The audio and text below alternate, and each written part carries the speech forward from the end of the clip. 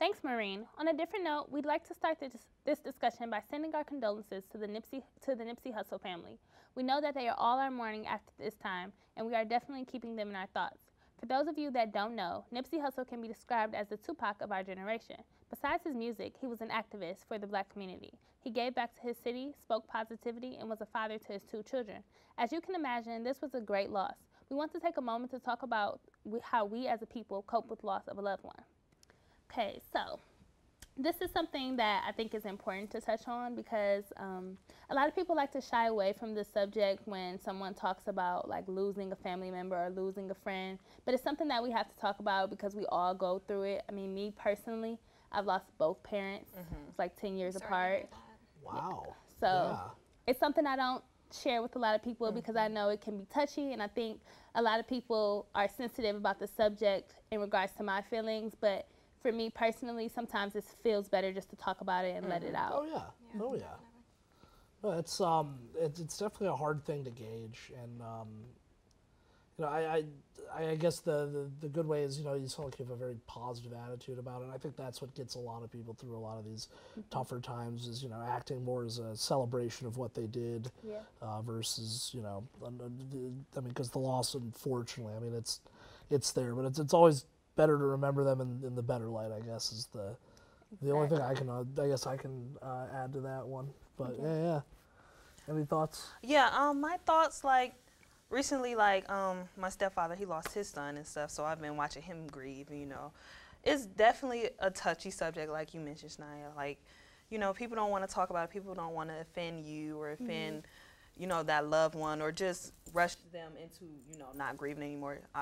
My personal opinion about it, you definitely need to, you know, give that person time, or just, if it's you personally, you need to just give yourself time. Like, it's okay to not be okay sometimes. Yes. And a lot of people, like, I feel, especially in the black community, like, a lot of people just, like, go back to work, keep it moving, act like nothing happened, you know, live for, you know, what they have to live for to raise their children or whatever. But it's like, it's okay to sit and actually think about it and feel it and be sad and cry and want to eat ice cream and don't want to leave your house for a couple months, because you have every right to grieve. And I feel like a lot of people in this generation, they don't understand that. It's like, grind with social media, you know, you see grind, get money, this, that. You don't have time to be a kid, or you don't have time to be upset. It's like, because it's all this competition. But it's like, I feel like you definitely have every right to just, you know, take that time. I think that's the most important thing. What about you, Mika? Yeah, I agree with everything you said, and it is really important to talk about it and not forget the loved ones either, because like in my family, I lost 2 of my uncles, and like my family like rarely talks about them, and like I wish they would like talk about them more, because I didn't really get to like spend that much time with them. So I wish like I really like knew more about them. And I feel like with like, you know, your parents and like Nipsey, like I feel like we should like remember them for like the good that they did, and not forget like what they did. Exactly.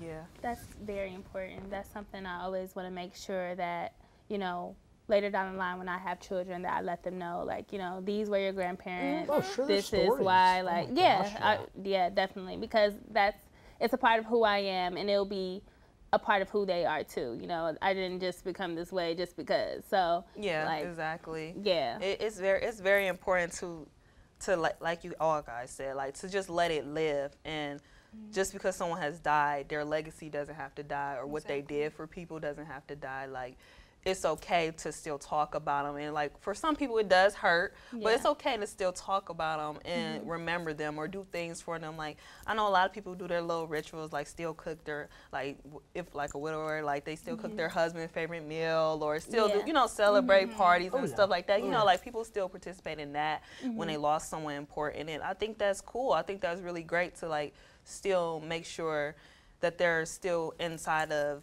their family on, you know, while they're still here. So I think that's really cool, definitely. The thing that I like that you touched on is the more the continuous celebration of their life. Yeah. Because you know, a lot of times, I mean, unfortunately, my family's been, you know, well, luckily, actually, my family hasn't dealt with you know, any undue passings, at least that are like, you know, directly close to me. Gotcha. But no, I mean, the good thing is always, you know, the only perspective I have to speak for this from is my grandparents. And, you know, at least in my religious community, you know, we every year we have memorial masses, kind of remember them, get together. And like you said, favorite meal afterwards. Yeah, like that it's a easy. tradition. And Yeah, it's great because, you know, we have family members who don't remember them anymore. I mean, my sister was, God, 3 or 4 when my grandma passed away. And she still knows her better than she would have if, like you said, you know, you just keep on going and forget about it. So at the end of the day, it's all about celebrating what they've done and continuing to, you know, live the way they would have liked it. So Exactly. And I'm sure Nipsey Hussle's family is Oh my celebrating gosh, him. yeah. There's even there was a candle lighting today at Edgewater Beach celebrating. Oh, here? him. Oh, okay. Yeah. Edgewater? that's good. That's Yeah, good. that's really nice. I've been keeping in my prayers because I was so sad to read that. Yeah, you know, me that hurt too. me. I was like, oh my Yeah. gosh, I no, just because he feel has bad. babies. Yeah. Like his kids are so young still, so it was very sad. Yeah, Yeah. it's awful. So. Well, that's all the time we have for today, but thank you guys for having the conversation with us. We'll be right back.